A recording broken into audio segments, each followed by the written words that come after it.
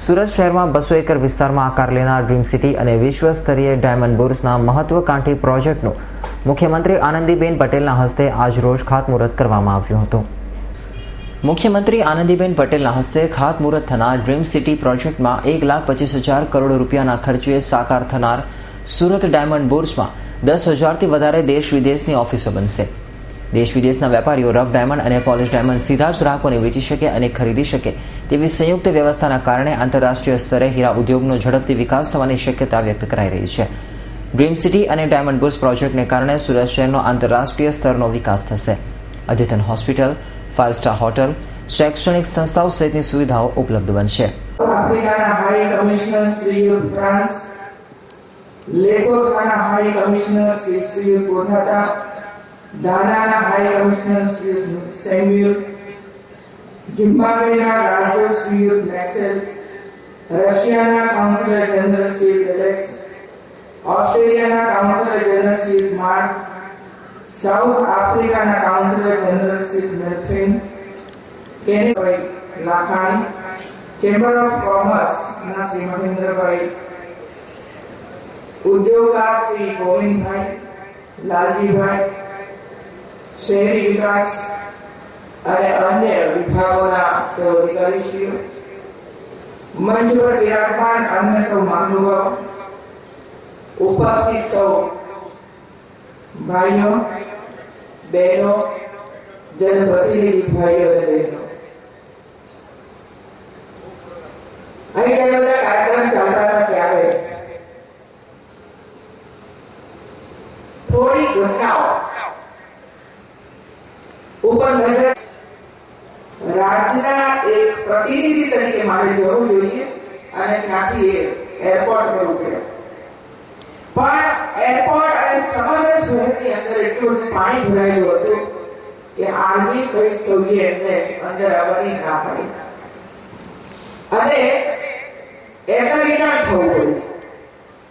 સાંજે ફરીથી અમે બેઠક બોલાવી અને બેઠકની અંદર એમણે ચિંતા વ્યક્ત કરી તો રાજ્યનો વડો જો સુરત શહેરની અંદર પહોંચી ન શકું અને શહેરના નાગરિકોની અત્યારે જે મુસીબતમાં આફતમાં છે એમને જો સહાય ન કરી શકું તો રાજ્યના મુખ્યમંત્રી તરીકે મારે કરવાનું છે. અને સરકાર એવી ન હોય કે આફતમાં પણ શહેરીજનો વચ્ચે ગ્રામજનો વચ્ચે પહોંચી ન શકે.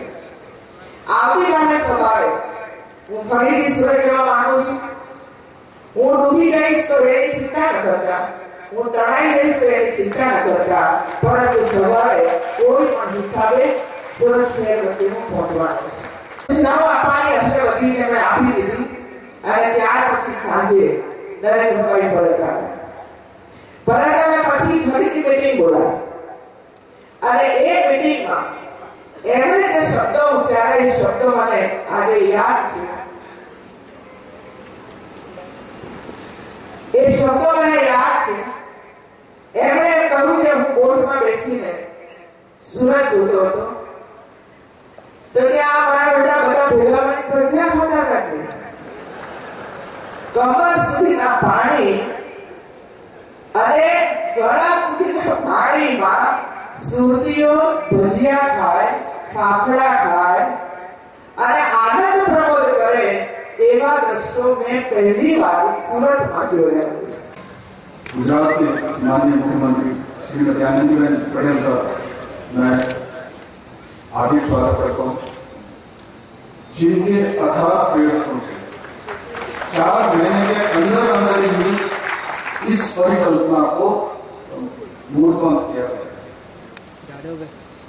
मुझे मालूम है कि सूरत में 4 महीने पहले एक बैठक हुई थी, तब मुझे भी अंदाज नहीं था इतने से कम समय में गुजरात सरकार ने माननीय मुख्यमंत्री श्री ने ये dream city diamond research and mercantile city का जो खाका है, ये परिकल्पना है और 579 hectares of the land has been transferred to the Dream City in a very short time. अब इससे ज्यादा अगर गुड गवर्नेंस का और क्या उदाहरण हो सकता है what would be the example of good governance in the country if this is not the good governance? Madam, मैं आपका यहाँ हार्दिक स्वागत करता हूँ। राज्य सरकार के मंत्री माननीय श्री नानूभाई वानाणी हमेशा ही सूरत के कामों के लिए, सूरत के प्रोग्रेस के लिए चिंतित रहते हैं। मैं उनका भी स्वागत करता हूँ। सूरत के मेयर माननीय श्री निरंजन भाईकर ने स्वागत करता हूँ। I also welcome His Excellency High Commissioner of South Africa,